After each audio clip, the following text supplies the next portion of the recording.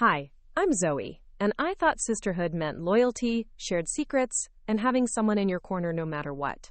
Instead, I discovered that some people will humiliate you publicly just to get a few laughs online. Before we jump back in, tell us where you're tuning in from, and if this story touches you, make sure you're subscribed, because tomorrow, I've saved something extra special for you. When my sister Cassie posted a photo of my grocery list on social media to mock my food choices, calling me pathetic and desperate for eating ramen and store-brand everything, I realized she'd crossed a line I couldn't ignore.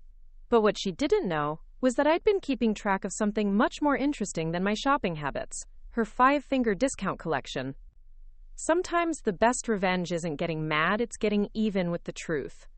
The autumn rain drummed against the windows of Peterson's market as I pushed my cart through the produce section, mentally calculating every purchase down to the penny.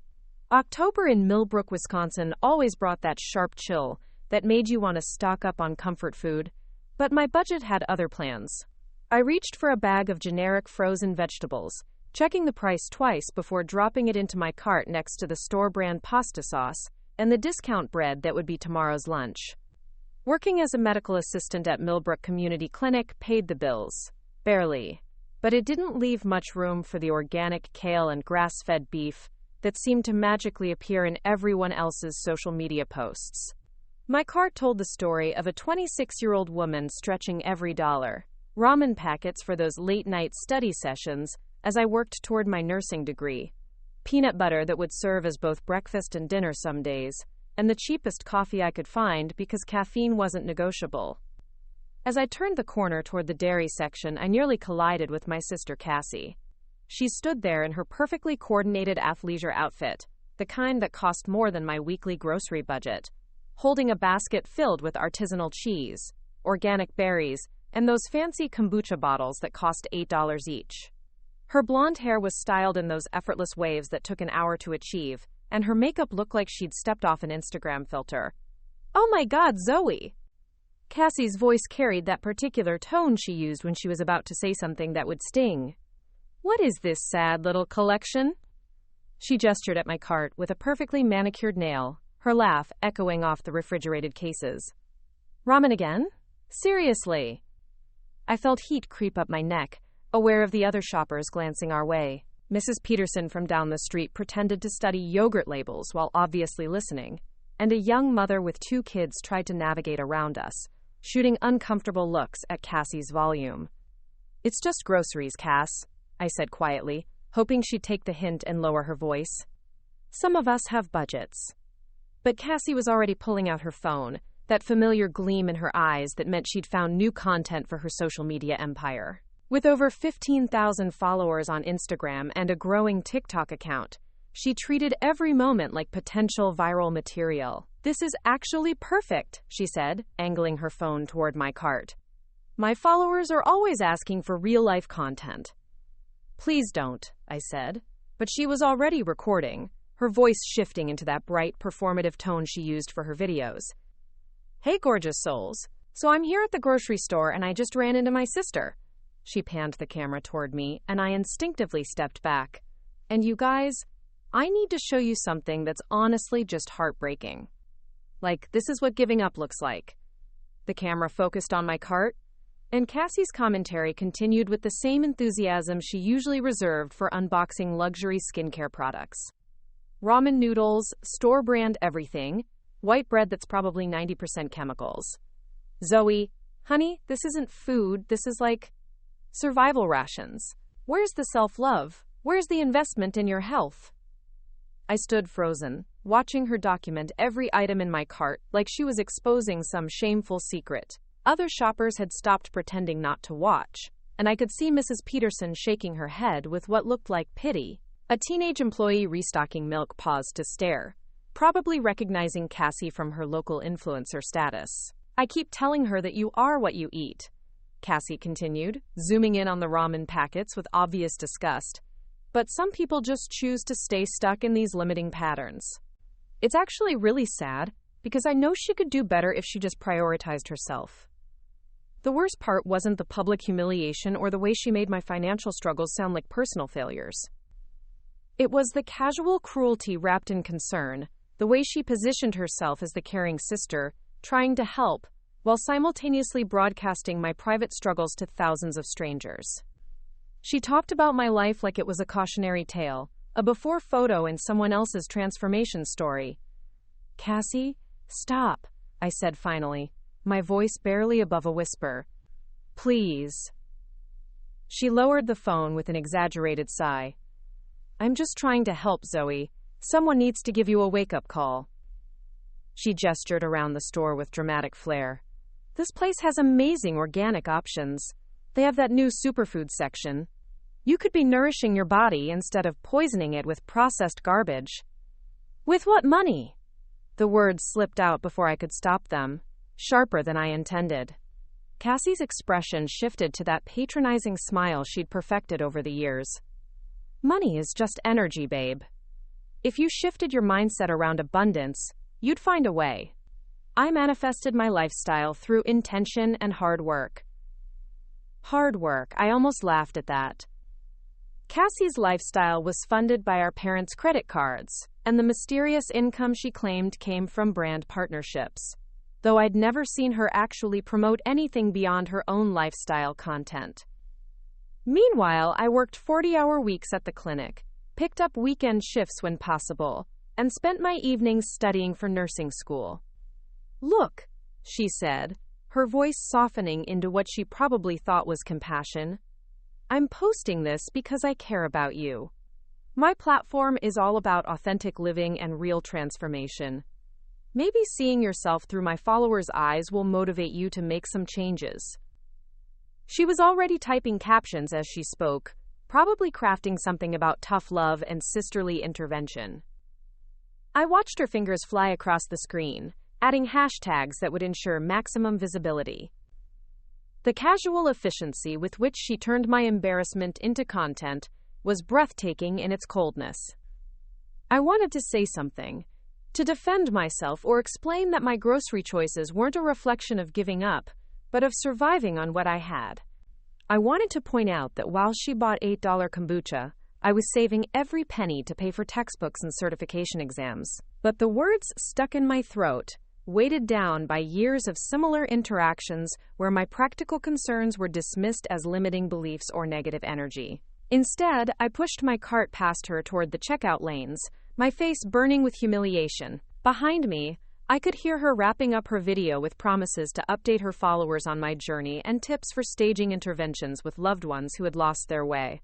At the self-checkout station, I scanned each item with mechanical precision, hyper-aware of how it must look to anyone who might have witnessed Cassie's impromptu documentary. The teenage cashier monitoring the stations kept glancing at me with curiosity, and I wondered if she'd already seen the video. In a town like Millbrook, social media moved fast, and Cassie's local celebrity status meant her content spread through our community like wildfire.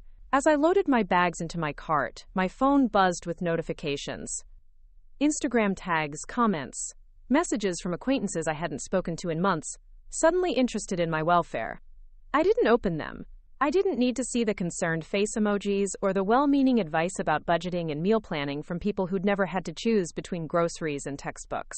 The rain had intensified by the time I reached my car, fat droplets that soaked through my jacket before I could get the groceries loaded. I sat in the driver's seat for a moment, engine running, watching water streak down the windshield while my phone continued its relentless buzzing. 300 notifications and counting. The drive back to my apartment complex, Riverside Gardens, took me through downtown Millbrook, past the trendy coffee shops and boutiques where Cassie spent most of her time cultivating her image. Through the rain-blurred windows, I could see people hunched over their phones in the warm glow of the Maple Bean Cafe, probably scrolling through their feeds, consuming content without thinking about the real people behind the posts. My apartment was a modest one-bedroom on the second floor, furnished with hand-me-downs and thrift store finds that Cassie had once described as aggressively depressing during one of her rare visits. But it was mine, paid for with money I earned, decorated with things I'd chosen. The walls were lined with medical textbooks and nursing reference guides, evidence of the future I was working toward, even if it meant living on ramen and store-brand everything in the meantime. I unpacked my groceries with methodical care, arranging them in the small pantry and refrigerator that held the sum total of my nutritional resources. Each item represented a calculated decision, a balance between cost and sustenance that Cassie would never understand. The ramen wasn't a symbol of giving up. It was fuel for late-night study sessions. The generic pasta sauce wasn't a failure of self-love. It was a smart financial choice that let me allocate money toward more pressing needs. My phone continued its electronic tantrum on the kitchen counter, but I ignored it while I made a simple dinner of pasta with marinara sauce and frozen vegetables. It wasn't Instagram-worthy, but it was warm and filling and mine. As I ate, I finally opened Cassie's post. The video had already garnered over 2,000 views and hundreds of comments. Cassie's caption read, "Sometimes loving someone means having hard conversations. Seeing my sister's shopping cart today broke my heart, because I know she's capable of so much more. Food is medicine, and we teach people how to treat us by how we treat ourselves. Sending love and light to anyone who needs to hear this today. Your life can change when you decide you're worth more than survival mode." Preparing and narrating this story took us a lot of time, so if you are enjoying it, subscribe to our channel. It means a lot to us. Now back to the story. The comments were a mix of supportive messages for Cassie's brave honesty and pitying observations about my choices. A few people defended me, pointing out that not everyone had the privilege of buying organic produce, but they were drowned out by the chorus of agreement that I needed an intervention. What struck me most wasn't the public humiliation, or even the violation of privacy. It was the way Cassie had positioned herself as the hero of the story, the enlightened sister trying to save her sibling from a life of poor choices. She'd taken my struggles and transformed them into content that elevated her own image as someone wise and caring enough to stage a public intervention. But as I scrolled through the comments, something else caught my attention. Several people mentioned seeing Cassie around town with expensive purchases, wondering how she afforded her lifestyle. Others noted the disconnect between her preaching about authentic living and her obvious wealth. A few commented that they'd worked retail and recognized the signs of someone who thought the rules didn't apply to them. That last comment stopped me cold, because it crystallized something I'd been trying not to think about for months. Cassie's mysterious income source, her casual attitude toward expensive items, the way she always seemed to have new things without any visible means of paying for them. I chalked it up to parental support and assumed she'd been more successful with brand partnerships than she let on. But now, sitting in my small kitchen with my store-brand dinner and my buzzing phone full of strangers' opinions about my life choices, I started thinking about all the times I'd seen Cassie at various stores around town. How she always carried large purses and shopping bags. How she'd casually mention finding amazing deals that seemed too good to be true. How she'd laugh off questions about where she got certain items, deflecting with vague comments about knowing people or getting lucky. I thought about the time we'd gone shopping together at the fancy boutique downtown, how she'd distracted the saleswoman with endless questions while handling merchandise, how she'd emerged with several bags but had only bought one small item at the register, how she'd insisted we leave quickly, claiming she had somewhere else to be. The pieces started forming a picture I didn't want to see, but couldn't ignore. My sister, who'd just publicly shamed me for buying store-brand groceries, might have been funding her lifestyle through a five-finger discount. And if that was true, then her lecture about authentic living and self-worth took on an entirely different meaning. I set my phone aside and finished my dinner in silence, thinking about evidence and proof and what it meant to know something you couldn't unknow. Outside my window, the rain continued its steady rhythm against the glass, washing the streets clean while my mind churned with possibilities I wasn't sure I was ready to explore. But one thing was becoming clear as I sat there in my modest apartment with my budget groceries and my wounded pride. If Cassie wanted to make my private life public entertainment, then maybe it was time she learned what that actually felt like. Maybe it was time for some authentic truth-telling of my own. The question was whether I had the courage to follow through, and whether I was prepared for the consequences of exposing secrets that might be bigger than grocery lists and social media drama. Because something told me that once I started pulling threads, the whole carefully constructed image of Cassie's perfect life might unravel in ways neither of us expected. As I cleaned my simple dishes and prepared for another evening of studying, I made a decision that would change everything between us. I was going to start paying attention, really paying attention, to how my sister afforded her lifestyle.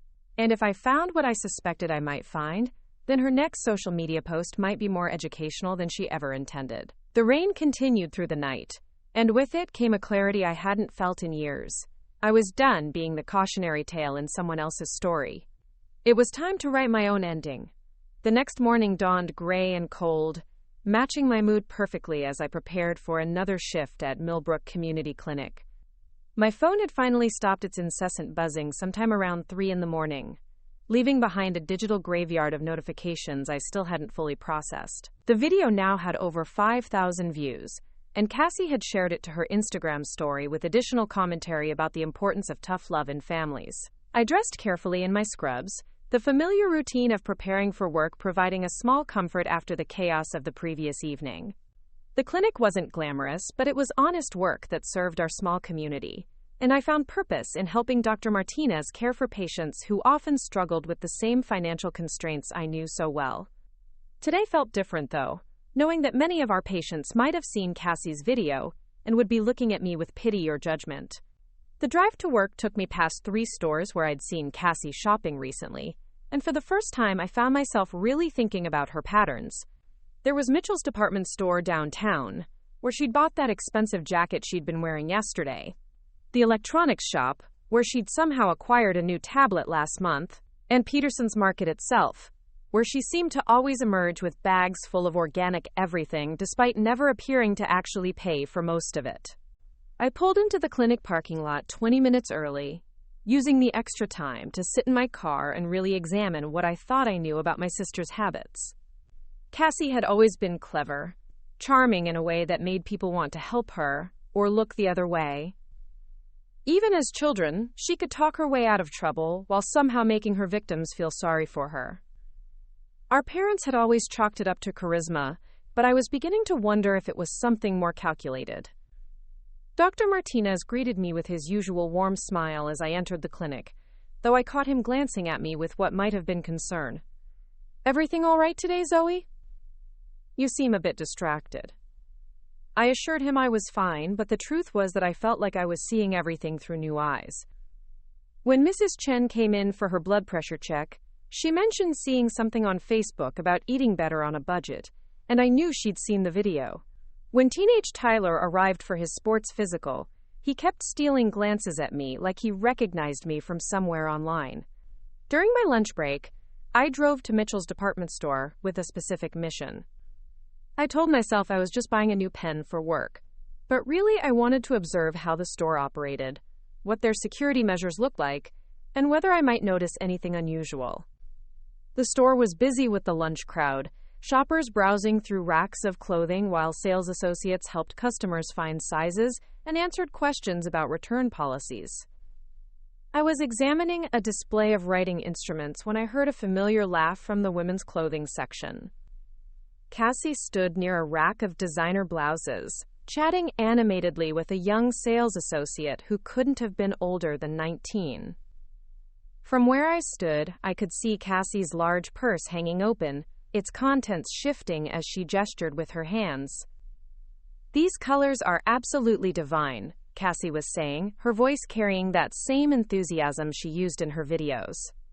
"I'm planning a whole wardrobe refresh for fall, you know? It's so important to invest in pieces that make you feel confident and abundant." The sales associate nodded eagerly, clearly starstruck by Cassie's local celebrity status. "I follow you on Instagram. I love your content about manifesting your dream life. That post about visualization techniques totally changed my mindset." I pretended to be deeply interested in pen grips while watching the interaction unfold. Cassie had pulled several blouses from the rack, holding them up against herself while the sales associate gushed about how each color complemented her skin tone. But what caught my attention was the subtle way Cassie was handling the merchandise, how she'd casually drape items over her arm while continuing to browse, how her purse seemed to shift and bulge slightly as she moved. "You know what?" Cassie said suddenly. "I'm just going to think about these for a few minutes.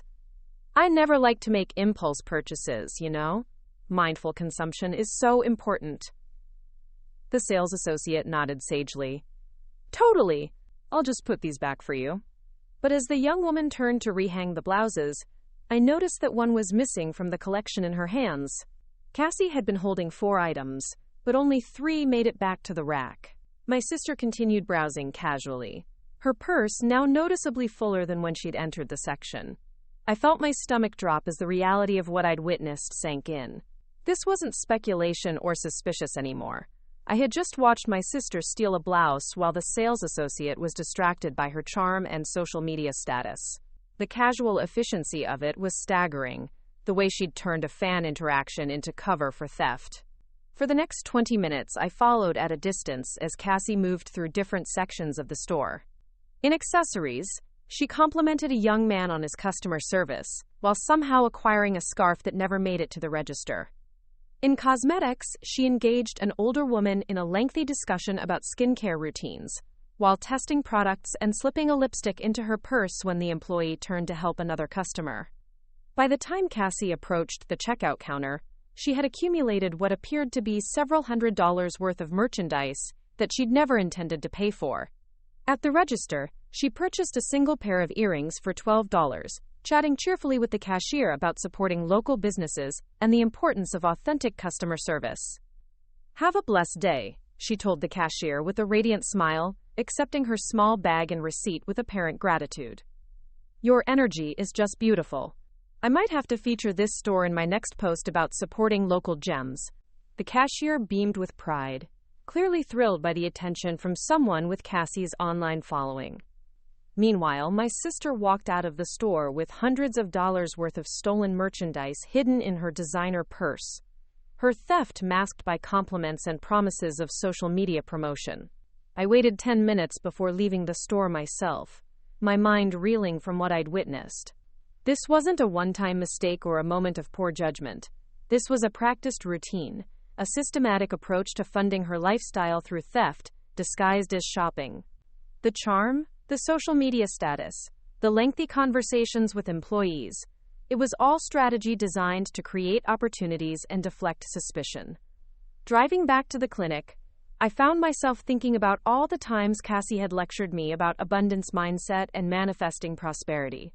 Her morning affirmations about deserving good things, her posts about the universe providing for those who were aligned with their highest purpose, her constant advice about investing in quality over quantity.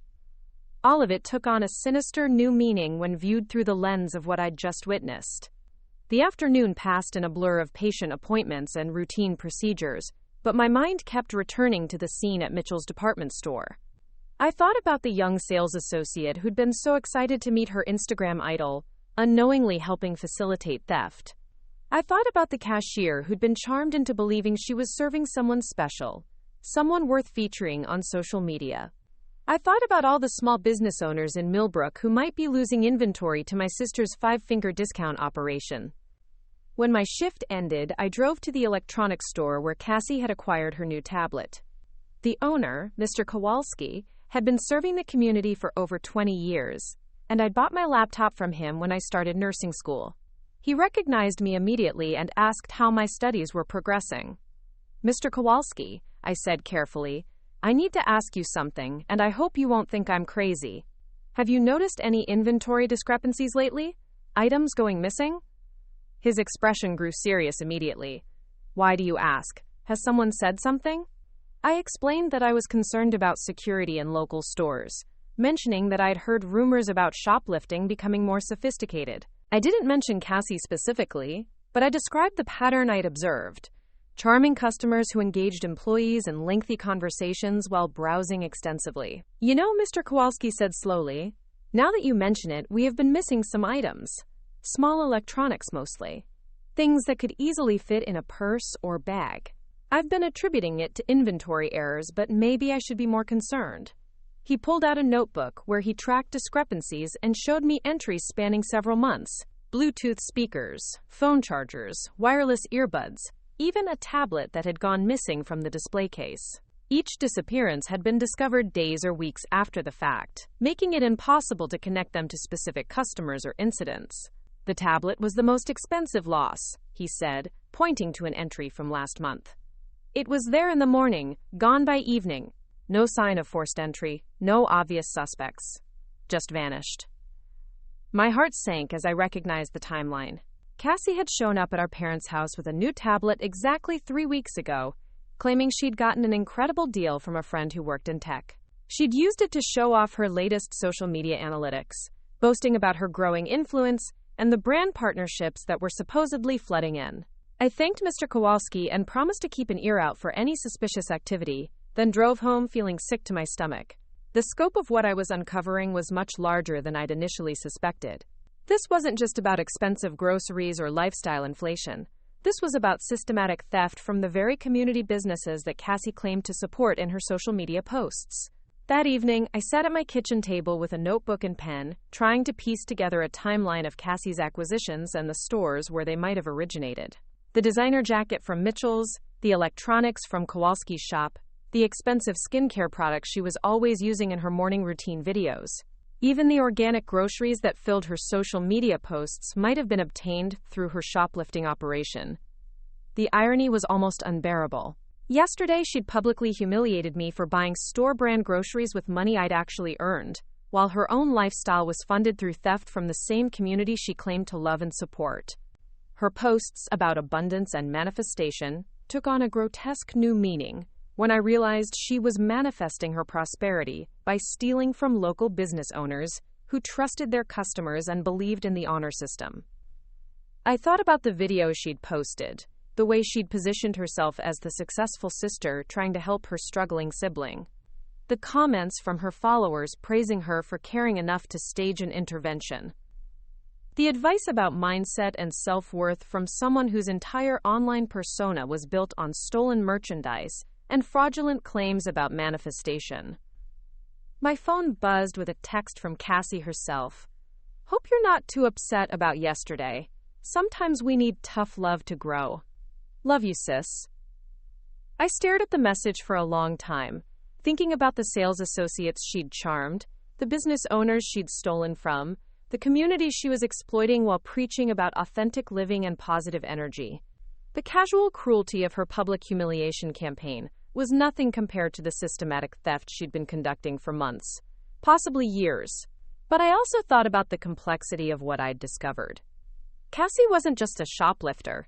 She was someone who'd built an entire online persona around stolen goods, who'd leveraged her theft into social media influence, who'd turned her criminal activity into a platform for judging others. The layers of deception and manipulation were staggering in their scope and audacity. As I sat there in my small apartment, surrounded by my honestly purchased groceries and my legitimately earned possessions, I realized I was facing a choice that would define not just my relationship with Cassie, but my own integrity. I could pretend I hadn't seen what I'd seen, continue letting her use me as the family failure while she built her empire on theft and lies. Or I could find a way to expose the truth, knowing that it would destroy her carefully constructed image and probably tear our family apart in the process. The rain had started again, drumming against my windows with the same rhythm that had accompanied my humiliation the night before. But this time, the sound didn't feel melancholy. It felt like washing, like cleansing, like preparation for something that needed to be cleaned away. I picked up my pen and started writing down everything I'd observed, every detail I could remember about Cassie's shopping patterns and acquisition timeline. If I was going to do this, I was going to do it right.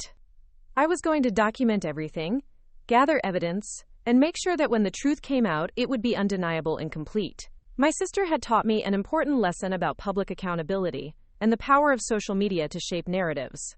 She'd shown me how effective it could be to expose someone's private struggles for the supposed greater good of helping them grow.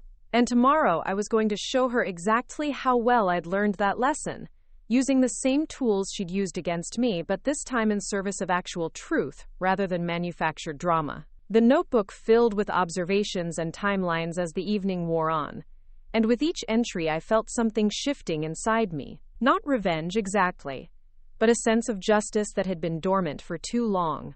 Cassie had made my financial struggles into entertainment for her followers, but her criminal activity was about to become educational content for the entire community of Millbrook. The only question now was how to document what I needed to prove, and how to make sure that when I exposed her operation, it would be as thorough and undeniable as her humiliation of me had been public and cruel. Because if I was going to bring down her house of cards, I was going to make sure every card fell exactly where it needed to. 3 days passed before I saw Cassie again, though her digital presence remained impossible to escape. Her grocery store video had evolved into a full campaign about family intervention and authentic living, complete with follow-up posts featuring elaborate smoothie bowls and affirmation cards about manifesting abundance. Each post garnered hundreds of likes and comments from followers who praised her wisdom and compassion, completely unaware that the lifestyle they admired was funded through theft. I spent those 3 days moving through Millbrook with new eyes, noticing things that had been invisible before. The way certain store employees seemed nervous around customers with large bags. The small signs posted near registers asking shoppers to keep purses closed while browsing. The discreet security cameras I'd never paid attention to, positioned to monitor areas where expensive items were displayed. My notebook had grown thick with observations and timelines, cross-referenced with Cassie's social media posts, to create a comprehensive picture of her operation. She posted about a new skincare routine on Tuesday, featuring products from the pharmacy downtown. On Wednesday, she shared pictures of organic produce from Peterson's market, the same store where she'd humiliated me. Thursday brought a flat lay of artisanal candles and bath products, all photographed with the careful lighting that made her lifestyle content so appealing to her followers. Each post represented hundreds of dollars in merchandise that I now suspected she'd never paid for, transformed through her phone camera into content that generated likes, comments, and the social media influence she leveraged into legitimate brand partnerships.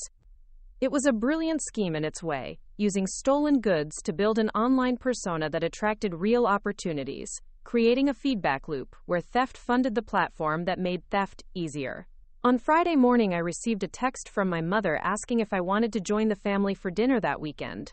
The message felt loaded with subtext about healing rifts and moving past misunderstandings, the kind of diplomatic language our family used when someone had caused drama but nobody wanted to address it directly. I agreed to come, knowing it would give me an opportunity to observe Cassie in a different context and possibly gather more evidence. But first, I had one more store to visit. Riley Thompson, my closest friend since high school, worked at the upscale boutique on Main Street, where Cassie had been spotted several times recently. Riley managed the accessories section and had always been observant about customer behavior, a skill that served her well in retail where shoplifting was an ongoing concern. I found Riley reorganizing a display of leather handbags during her lunch break, her dark hair pulled back in the sleek ponytail she wore for work. We'd maintained our friendship despite taking different paths after graduation, and she'd been one of the few people to reach out privately after Cassie's video went viral, offering support without judgment. "I need to ask you something," I said without preamble, "and it's going to sound strange, but I need you to trust me." Riley looked up from the handbag she was adjusting, immediately focusing on my serious tone. "What's going on? You look like you haven't slept in days." I explained that I was concerned about shoplifting at local businesses, mentioning that I'd heard about inventory losses and wanted to understand how sophisticated theft operations worked. I described the pattern I'd observed without mentioning Cassie specifically, watching Riley's expression grow increasingly troubled. "Oh, God," she said quietly, glancing around to make sure no other employees were within earshot. "You're talking about the charmer, aren't you? The one who engages us in long conversations while browsing expensive items?" My stomach clenched at the recognition in her voice. "Tell me what you've seen." Riley led me to a quiet corner of the store, her voice dropping to barely above a whisper. "There's this woman who comes in maybe once a week. Always impeccably dressed, very friendly, knows all the right things to say about supporting local business. She'll spend 20 or 30 minutes chatting with whoever's working, asking about our lives, complimenting our customer service skills." The description fit Cassie perfectly, and I felt sick knowing what was coming next. "At first we loved her," Riley continued. "She seemed like the kind of customer every retail worker dreams about, you know? Engaging, appreciative, genuinely interested in what we had to say. But then we started noticing that items would go missing after her visits. Small things at first. Jewelry pieces that could easily slip into a purse. Then scarves, belts, even a wallet that disappeared from a display case."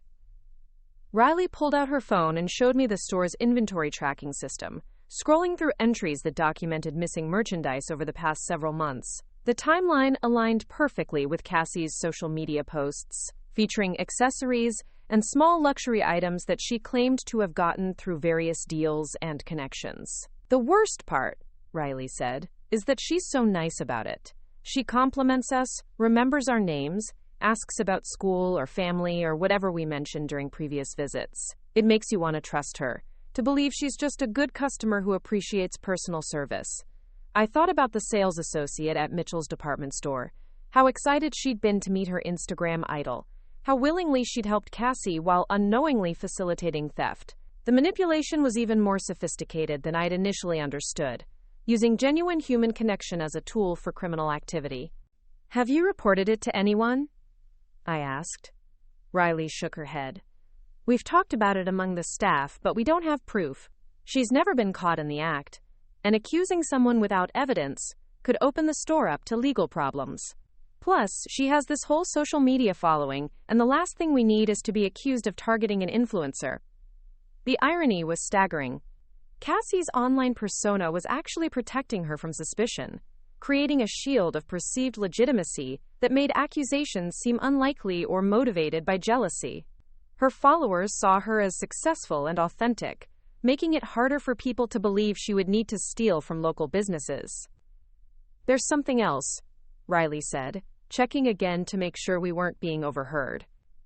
Yesterday, my manager mentioned that someone had called asking about our security policies. Wanted to know about camera coverage, loss prevention procedures, stuff that seemed odd for a casual inquiry. My pulse quickened. What kind of call?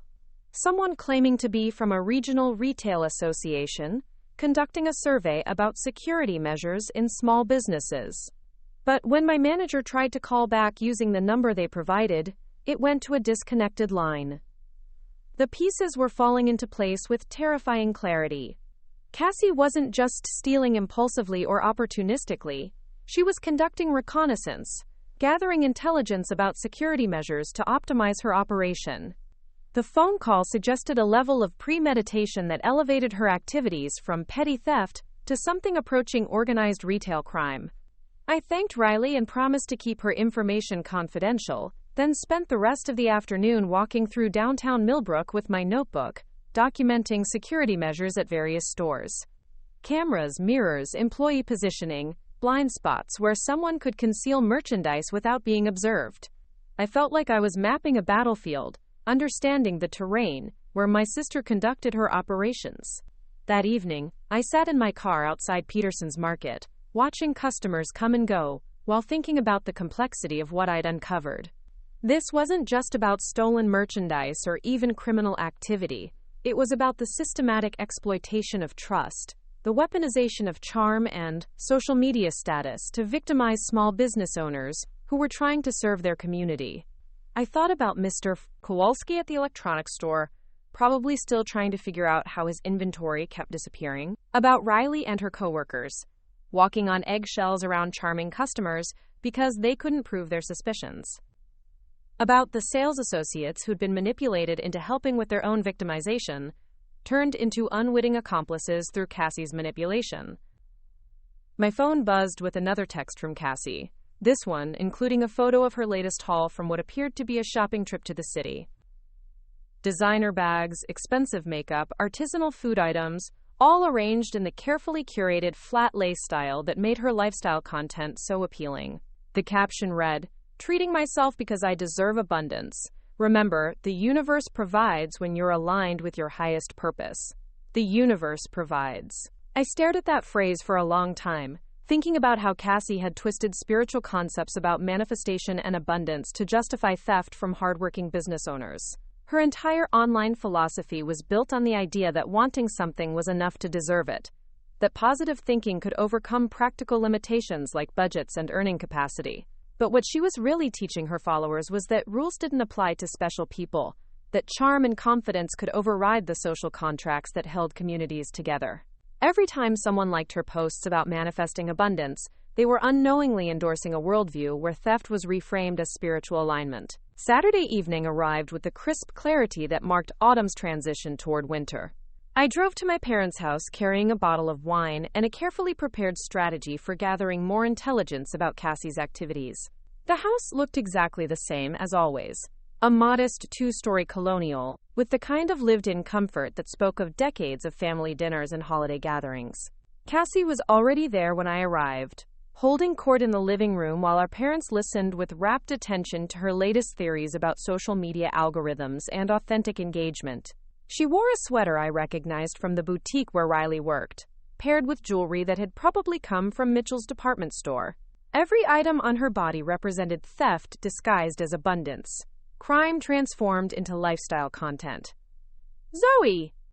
she exclaimed when she saw me, jumping up to deliver an enthusiastic hug that felt performative in its warmth. "I'm so glad you came. I was just telling Mom and Dad about this incredible opportunity I have to collaborate with a sustainable fashion brand. They want to feature my content about mindful consumption and ethical living." The audacity was breathtaking. A woman who funded her lifestyle through theft was being approached by brands that valued ethical consumption, and she saw no irony in the disconnect. Or perhaps she saw it perfectly and simply didn't care, confident that her charm and online persona would shield her from consequences. During dinner, I listened to Cassie elaborate on her theories about abundance mindset and the importance of investing in quality items that reflected your self-worth. Our parents hung on every word, proud of their daughter's success and influence, completely unaware that her wisdom about manifesting prosperity was based on criminal activity. "The key," Cassie was saying as she cut into the salmon she'd brought as her contribution to dinner, "is understanding that scarcity is just a mindset. When you truly believe you deserve good things, the universe conspires to provide them." I wondered if the salmon had been paid for, or if it was another example of the universe conspiring through theft. Everything about her had become suspect now. Every possession and philosophy filtered through the knowledge of how she actually funded her lifestyle. "Zoe's been struggling with scarcity thinking," Cassie continued, turning to me with what appeared to be genuine concern. "That's why I felt called to share her grocery shopping experience with my followers. Sometimes we need external perspective to recognize our limiting beliefs." Our mother nodded sympathetically. "It's wonderful that you're looking out for each other. Family is so important." Family. I thought about the employees Cassie had manipulated, the business owners she'd stolen from, the community trust she'd violated. She talked about family while exploiting the people who served our hometown, using her local connections and familiar face to facilitate crime. After dinner, while our parents cleaned up in the kitchen, Cassie suggested we take a walk through the neighborhood. I agreed, seeing an opportunity to observe her away from family scrutiny. We bundled into jackets and stepped into the cool evening air, our breath visible in small puffs as we walked past houses where we'd grown up playing and attending birthday parties. "I know yesterday was hard for you," Cassie said as we turned onto Maple Street, her voice taking on the therapeutic tone she used for her more serious social media content. "But I genuinely believe it was necessary. Sometimes love requires tough choices." I nodded non-committally, thinking about the tough choices I was facing, and whether love sometimes required exposing ugly truths about people you'd grown up with. "The thing is," she continued, "I've learned that abundance isn't just about money. It's about energy, alignment, being open to opportunities that others might miss." We passed Mitchell's department store, closed for the evening but with display windows still illuminated to showcase their merchandise. I wondered how many items from those displays had found their way into Cassie's wardrobe, transformed from theft into content for her followers, who admired her curated lifestyle. "I've been thinking about expanding my platform," Cassie said, stopping to admire a dress in the store window. "Maybe doing workshops about manifestation and authentic living. People are so hungry for real wisdom about creating the life they want." Real wisdom. I stared at her reflection in the store window, overlaid against merchandise she'd probably stolen, talking about teaching others how to manifest abundance through theft disguised as spiritual practice. The disconnect between her words and actions was so complete that I wondered if she'd started believing her own propaganda. "That sounds ambitious," I said carefully. "What kind of workshops were you thinking?" Her eyes lit up with the enthusiasm she usually reserved for new social media content. "I'm envisioning something really transformative, taking people through the process of releasing scarcity mindset, teaching them to recognize opportunities for abundance, showing them how to align their energy with their desires, teaching them to steal, in other words, teaching them to view crime as manifestation, theft as spiritual alignment, manipulation as authentic living. The potential damage of her influence expanding beyond social media into real-world workshops was staggering to consider. We completed our walk and returned to the house, where our parents were finishing the dishes and discussing plans for the upcoming holiday season. The normalcy of it all felt surreal, given what I now knew about Cassie's activities.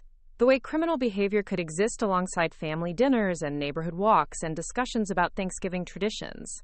As I prepared to leave, Cassie hugged me goodbye with the same performative warmth she'd shown when I arrived.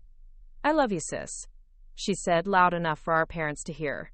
"I know change is hard, but I believe in your ability to create the life you really want." Driving home through the quiet streets of Millbrook, I thought about the life I really wanted and what it would take to create it. I wanted a community where small business owners could trust their customers, where charm wasn't weaponized for theft, where social media influence wasn't built on criminal activity disguised as spiritual wisdom. But creating that life would require destroying the carefully constructed image my sister had built, exposing truths that would humiliate her as thoroughly as she'd humiliated me. It would require documenting evidence, coordinating with store owners, and potentially involving law enforcement in ways that would permanently alter our family dynamics. Back in my apartment, I opened my notebook and added the evening's observations to my growing documentation. The sustainable fashion collaboration, the workshop plans, the casual way she'd discussed abundance while standing in front of a store she'd stolen from.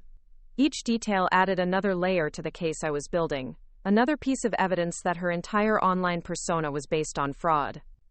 My phone buzzed with a notification that Cassie had posted a new video, this one filmed during our family dinner.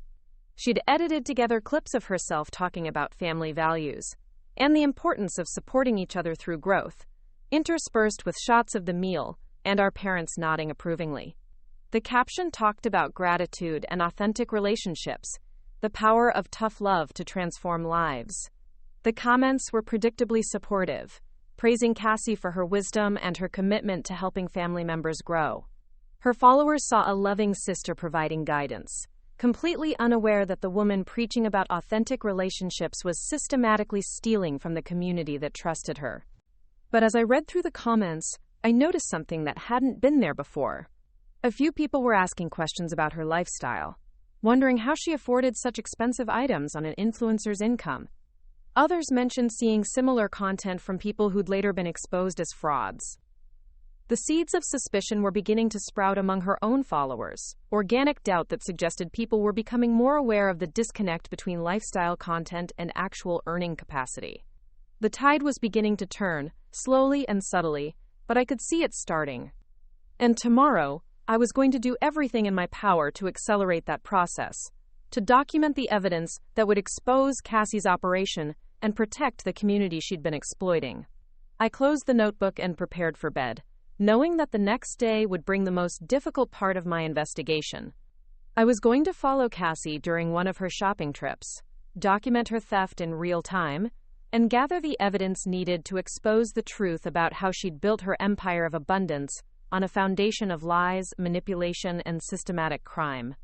The rain had stopped, leaving the streets of Millbrook clean and quiet under the streetlights. But the storm I was about to unleash would be far more thorough in its cleansing, washing away the false prosperity that had been built on the backs of trusting business owners who'd welcomed a local celebrity into their stores without knowing they were being systematically robbed. Tomorrow, the universe would finally provide some authentic consequences for my sister's crimes, delivered not through manifestation or abundance mindset, but through the power of documented truth and community accountability. Monday morning arrived with the kind of crystalline clarity that made every detail sharp and unavoidable. I had spent the weekend finalizing my plan, coordinating with store managers, and preparing the technology I would need to document Cassie's theft operation.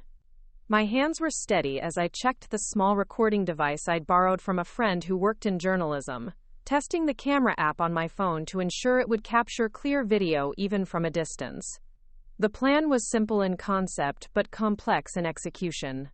I would follow Cassie during one of her routine shopping expeditions, document her theft in real time, and simultaneously alert store security to catch her in the act. But the timing had to be perfect, the evidence undeniable, and my own involvement carefully managed to avoid accusations of entrapment or family vendetta. I had already spoken with Mr. Vincent Rodriguez, the manager at Peterson's Market, about increased security awareness, without mentioning Cassie specifically. He'd been receptive to the conversation, especially after I shared general information about sophisticated shoplifting techniques that targeted stores like his. We'd discussed the importance of documenting theft attempts and the legal requirements for prosecution, laying groundwork that would prove crucial in the coming hours. At 9:30, I received the text I'd been waiting for. Cassie had posted to her Instagram story about a spontaneous shopping trip to gather ingredients for a new recipe she was developing. The post showed her car keys and a reusable shopping bag, along with affirmations about abundance and staying open to unexpected opportunities. It was the signal I needed that her operation was about to begin. I drove to downtown Millbrook and positioned myself at the coffee shop across from Peterson's Market, ordering a large coffee and claiming a table by the window that provided a clear view of the store entrance. The Maple Bean Cafe was busy with the Monday morning crowd, providing perfect cover for surveillance while I waited for Cassie to arrive. She appeared 20 minutes later, pulling into the parking lot in her silver sedan with the confident energy of someone who'd never been questioned about her shopping habits. Her outfit was carefully chosen for maximum charm impact, a flowing cardigan over designer jeans with boots that probably cost more than my monthly grocery budget. Her large leather purse hung from her shoulder, already positioned for easy access and concealment. I gave her a 5-minute head start before entering the store myself, keeping my distance while activating the recording app on my phone. The store was moderately busy, perfect for Cassie's preferred operating conditions, where employees were distracted by multiple customers, and security attention was divided across various sections. I found her in the organic produce section, engaging a young employee named Marcus in animated conversation about sustainable farming practices and the importance of supporting local growers. She held up various items as she spoke, examining them with the kind of focused attention that suggested genuine interest, while her free hand casually manipulated other products.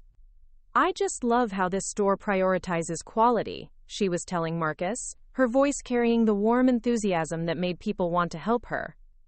"It's so refreshing to find a business that really cares about the community it serves." Marcus beamed with pride, clearly pleased to be discussing something he was passionate about with someone who seemed to genuinely appreciate his knowledge. Meanwhile, Cassie's purse was gradually accumulating expensive organic items that never made it into her shopping basket. A small bottle of truffle oil disappeared into the bag's interior, while she praised the store's commitment to artisanal products. A package of specialty mushrooms vanished, while she asked detailed questions about cultivation methods. The casual efficiency of her theft was remarkable to observe directly. Every gesture appeared natural.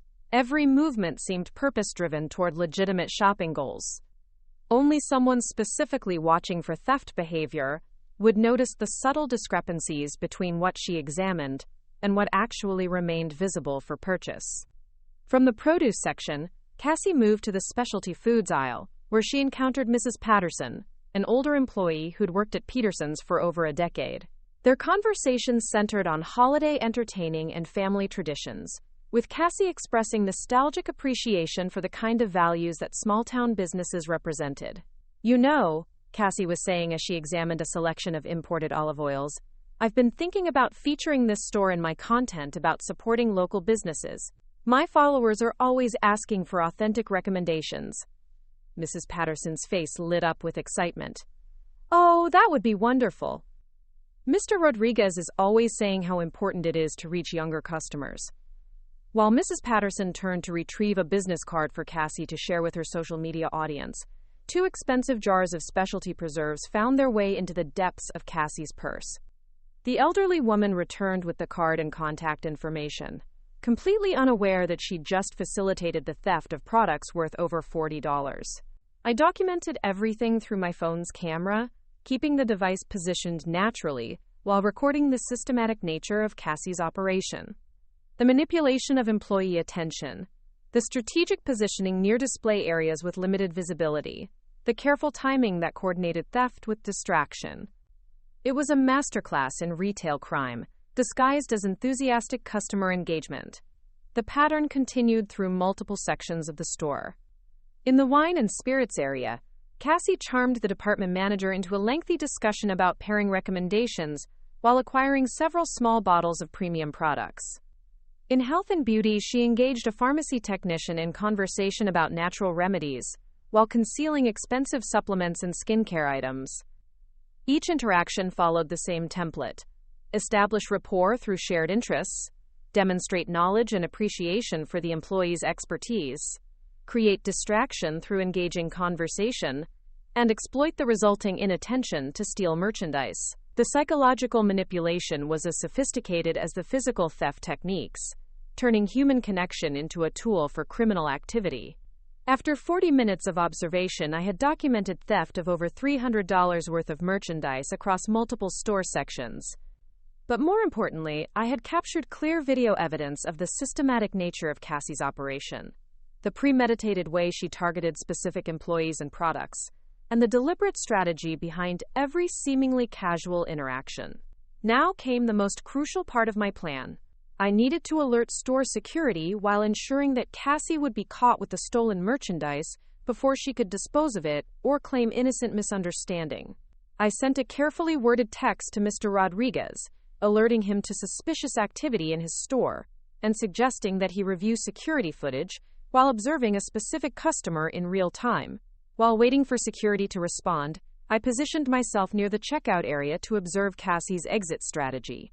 As expected, she approached the registers with a small basket containing only a few inexpensive items, the legitimate purchases that would provide cover for the substantial inventory hidden in her purse. She selected the checkout lane operated by Jennifer, a teenage employee who'd been working at Peterson's for only a few months. Cassie immediately began complimenting the young woman's customer service skills and asking about her experiences working in retail, creating the kind of positive interaction that would make accusations of theft seem unlikely. "I just love how friendly everyone is here," Cassie was saying as Jennifer scanned her legitimate purchases. "You can tell this is a business that really cares about its employees and customers." Jennifer smiled warmly, clearly pleased by the recognition. "Thank you so much. We really do try to make everyone feel welcome." As the transaction proceeded, I noticed Mr. Rodriguez emerging from the back office, his expression serious as he surveyed the store floor. He spotted me near the customer service desk and approached with the careful neutrality of someone dealing with a sensitive situation. "Is there something specific I should be looking for?" he asked quietly. I nodded toward Cassie at the checkout counter, keeping my voice low. "The customer in the cardigan. I believe she's concealing merchandise that wasn't paid for." Multiple items from different sections. Mr. Rodriguez studied Cassie with professional assessment, taking in her designer clothing, expensive accessories, and the large purse that seemed fuller than when she'd entered the store. His years of retail experience had taught him to recognize the signs of professional shoplifting, and I could see recognition dawning in his expression. "I'm going to need you to wait here," he said to me.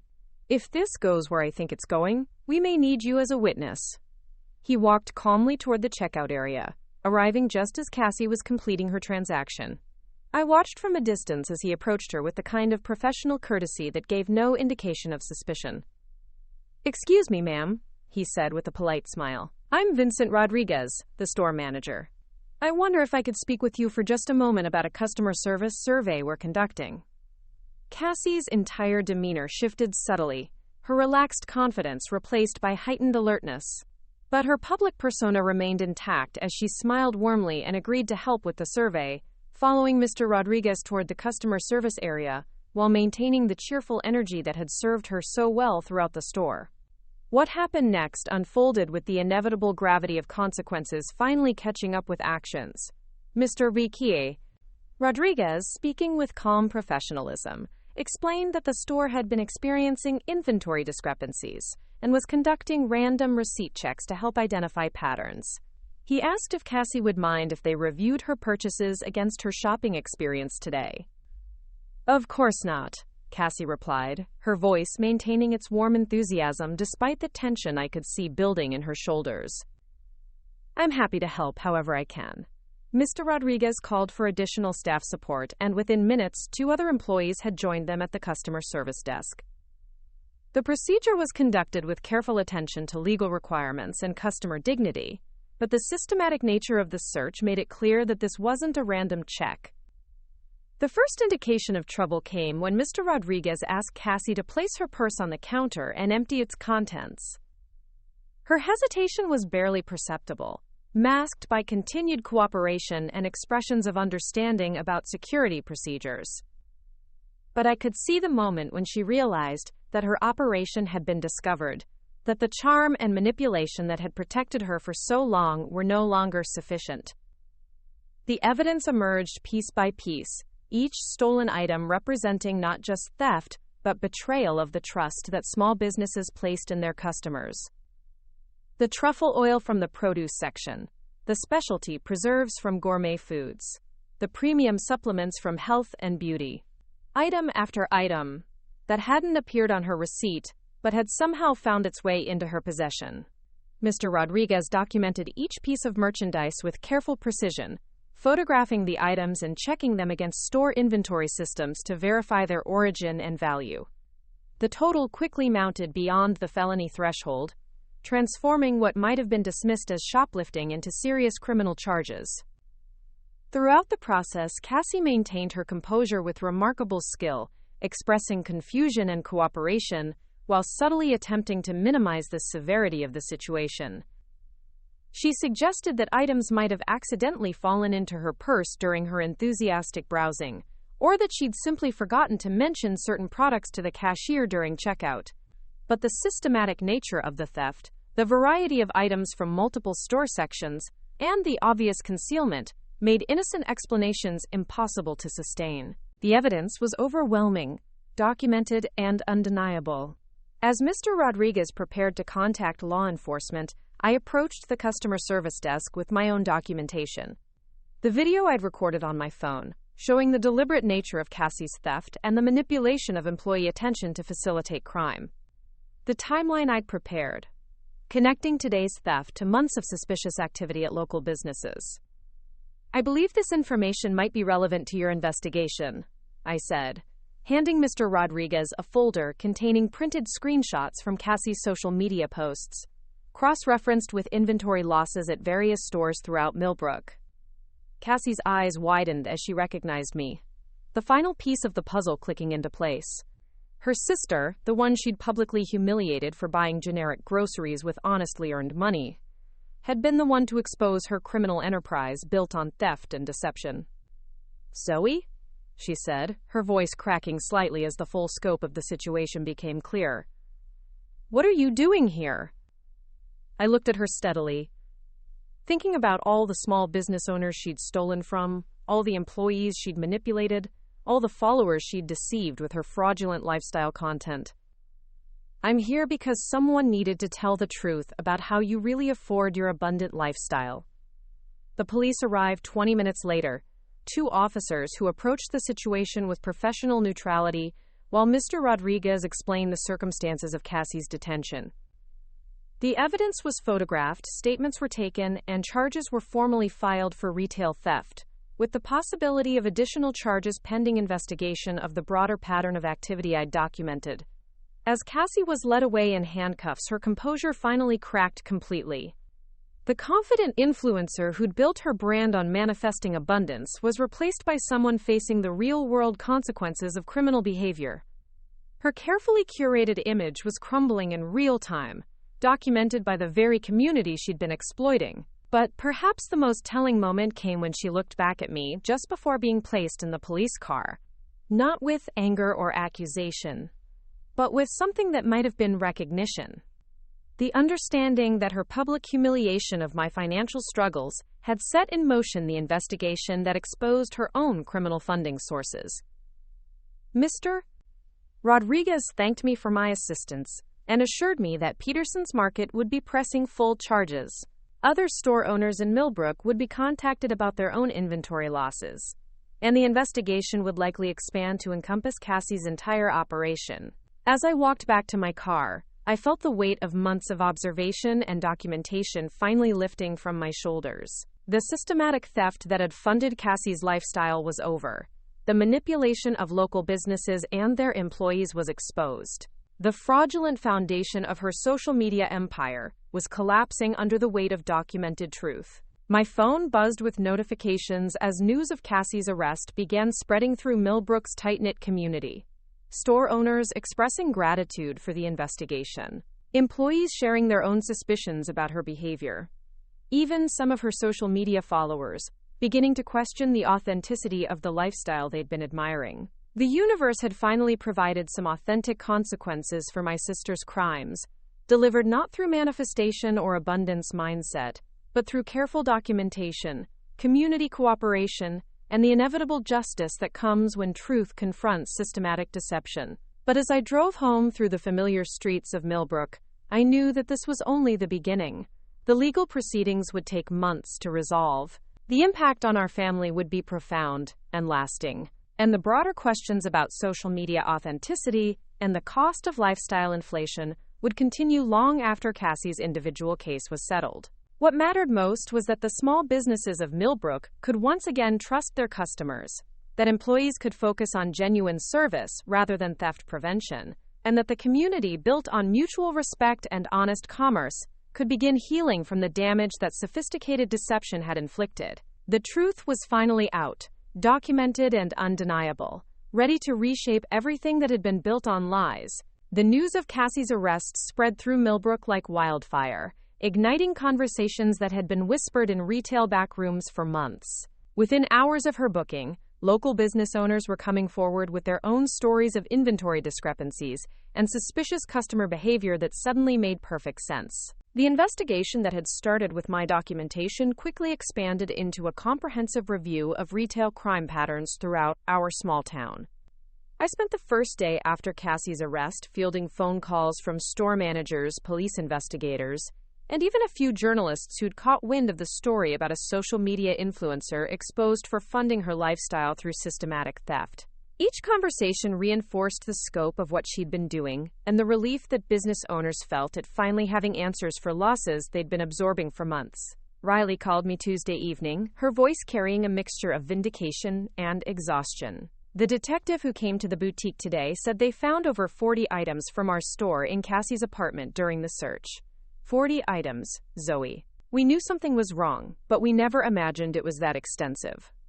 The search warrant executed at Cassie's apartment had revealed what investigators described as a sophisticated operation, with detailed records of security vulnerabilities at local businesses, schedules of employee shifts, and even photographs of store layouts that highlighted blind spots in surveillance coverage. Her home had been transformed into a warehouse of stolen merchandise from across Millbrook, organized with the efficiency of someone who'd turned theft into a full-time occupation. Mr. Kowalski from the electronics store stopped by the clinic Wednesday morning, not as a patient but to thank me personally for breaking open the case.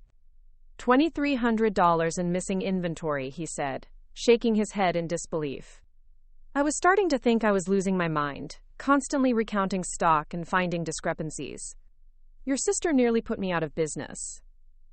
The financial impact on local retailers was staggering when tallied across all the affected establishments.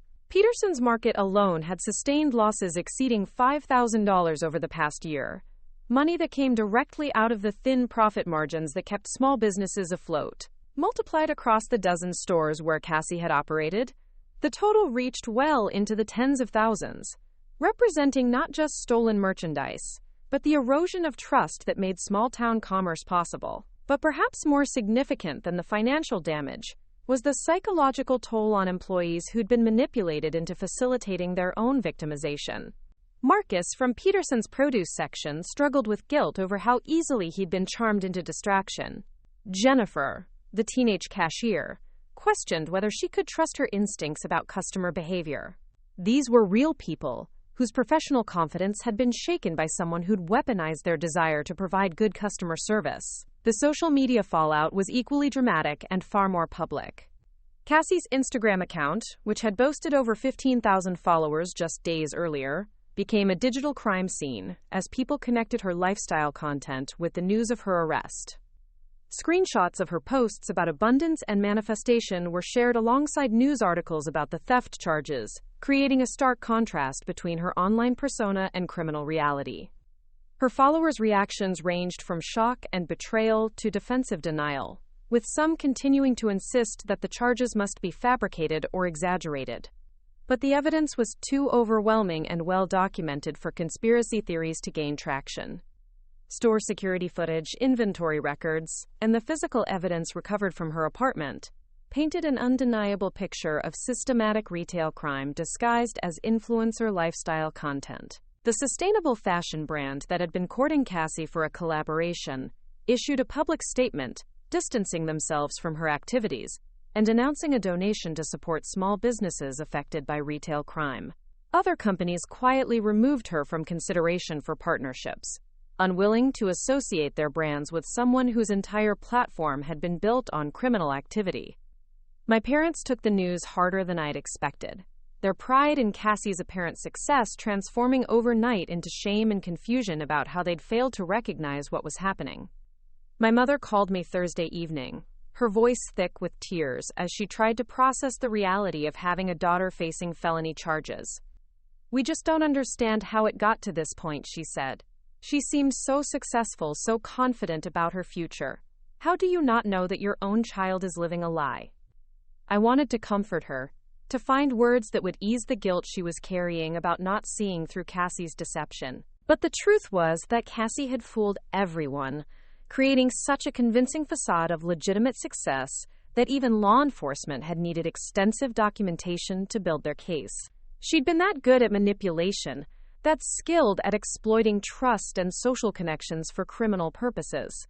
The legal proceedings moved forward with the methodical pace of the justice system, but the broader implications rippled through our community much faster. Local businesses began implementing new security measures, training employees to recognize sophisticated theft techniques, and sharing information about suspicious activities that might indicate organized retail crime. Peterson's Market installed additional security cameras and implemented a policy requiring receipt verification for customers carrying large bags. Mitchell's department store hired a loss prevention specialist and created new protocols for monitoring high-value merchandise. These changes represented not just practical security improvements, but a fundamental shift in the relationship between businesses and customers, a recognition that trust had to be balanced with verification. The story attracted attention beyond Millbrook, with regional news outlets covering the case as an example of how social media culture could enable and conceal criminal activity. Retail trade publications featured Cassie's operation as a case study in sophisticated shoplifting techniques, using her methods to educate business owners about emerging threats to their inventory and profitability. But for me, the most meaningful development was watching our community come together to support the affected businesses. Local residents organized shopping days at the stores where Cassie had stolen, deliberately choosing to spend money at establishments that had been victimized. The Millbrook Chamber of Commerce created a fund to help small businesses recover from retail crime losses, funded by donations from community members who wanted to demonstrate that Cassie's actions didn't represent their values. 2 weeks after the arrest, I found myself back at Peterson's Market, shopping for groceries with money I'd earned through honest work. The irony wasn't lost on me that I was buying the same store-brand items that had sparked Cassie's original humiliation campaign, but the context had completely changed. What she'd portrayed as shameful evidence of my limiting beliefs was now simply practical budgeting by someone working toward long-term goals. Mr. Rodriguez approached me as I was selecting pasta sauce, his expression warm with gratitude that still felt overwhelming to receive. "I wanted you to know that the district attorney's office says your documentation was crucial to building their case. Without your investigation, we might never have understood the full scope of what was happening." The charges against Cassie had expanded to include organized retail crime, fraud, and conspiracy, carrying potential penalties that could result in years of imprisonment and substantial financial restitution to the affected businesses. Her legal team was negotiating a plea agreement that would require full cooperation with ongoing investigations into retail crime networks, acknowledging that her operation might be connected to larger criminal enterprises. Standing in that same store where she'd humiliated me for my modest purchases, I reflected on how completely the narrative had shifted. Her abundance mindset and manifestation philosophy had been exposed as criminal activity, while my careful budgeting and honest work represented the kind of authentic values that actually built sustainable prosperity. The final piece of vindication came 3 weeks after Cassie's arrest, when I received acceptance into the accelerated nursing program I'd been working toward for over a year. The late nights studying while living on ramen and store-brand groceries had paid off in ways that no amount of stolen merchandise could have achieved. I was building a real future based on education, hard work, and genuine qualifications rather than illusion and theft. My phone had been quiet since Cassie's arrest. Her usual stream of texts and social media tags replaced by silence that felt more peaceful than empty. Our family would need time to heal from the damage her choices had inflicted, but there was also relief in finally knowing the truth about how she'd funded her lifestyle. Riley and I celebrated my nursing program acceptance over coffee at the Maple Bean Cafe, the same spot where I'd conducted surveillance just weeks earlier. The contrast felt symbolic of how much had changed, how truth had replaced suspicion, and how honest achievement had overcome fraudulent success. "You know what's funny?" Riley said as we raised our coffee cups in a toast.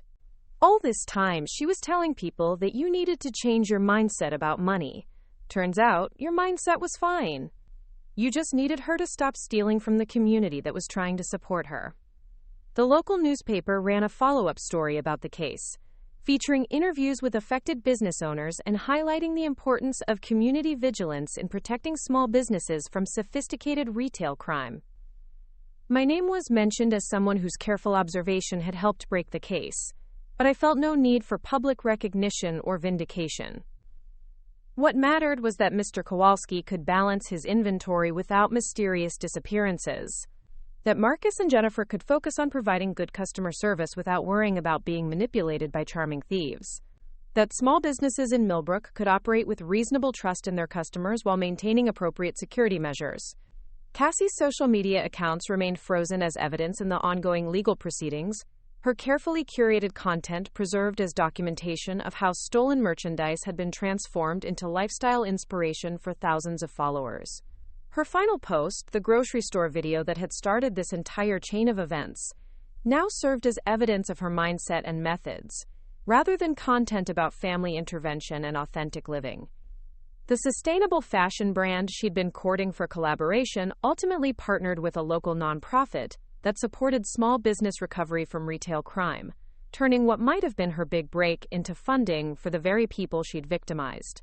The universe had indeed provided abundance, just not in the way she'd expected or deserved. As autumn progressed toward winter, I found myself building the kind of life that didn't require theft or deception to sustain. My apartment remained modest but felt more like home each day. My grocery budget still required careful planning, but every item in my cart represented honest choices rather than shameful compromises. My nursing school textbooks were purchased with money I'd earned, making the knowledge they contained feel more valuable than anything stolen could ever be. The community of Millbrook emerged stronger from the experience, more aware of sophisticated crime techniques, but also more committed to supporting the local businesses that served as the backbone of our town's economy. Trusts had been damaged but not destroyed, replaced by a more informed vigilance that protected without paranoia. Months later, when Cassie finally pleaded guilty to all charges and was sentenced to 2 years in prison plus substantial restitution payments, I felt no satisfaction or triumph, just a quiet sense that justice had been served, and that the community could continue healing from the damage her choices had inflicted. The grocery list that had started everything was still saved on my phone, a reminder of how quickly public humiliation could transform into private investigation and ultimately into community protection. What Cassie had intended as entertainment for her followers had become the catalyst for exposing criminal activity that had been harming local businesses for over a year. I never posted about the experience on social media, never sought to capitalize on the dramatic reversal of fortune that had transformed me from the sister with poor food choices into the person who'd protected local businesses from systematic theft. Real abundance, I'd learned, didn't require an audience or validation from strangers online. It came from honest work, genuine relationships, and the quiet satisfaction of knowing that your choices contributed to community well-being, rather than exploiting it. It came from grocery carts filled with store-brand items purchased with money you'd earned, textbooks bought with savings you'd accumulated, and futures built on education rather than illusion. The rain that had marked the beginning of this story returned as I finished my final grocery shopping trip before starting nursing school, washing the streets of Millbrook clean and preparing the ground for whatever would grow next. But this time, I wasn't running from the storm or trying to outgrow it. I was simply walking through it with purpose, heading toward a future I'd built through patience, honesty, and the kind of authentic abundance that couldn't be stolen or faked. Sometimes the best revenge isn't getting even. Sometimes it's simply living well while the truth takes care of itself. Up next, you've got 2 more standout stories right on your screen. If this one hit the mark, you won't want to pass these up. Just click and check them out.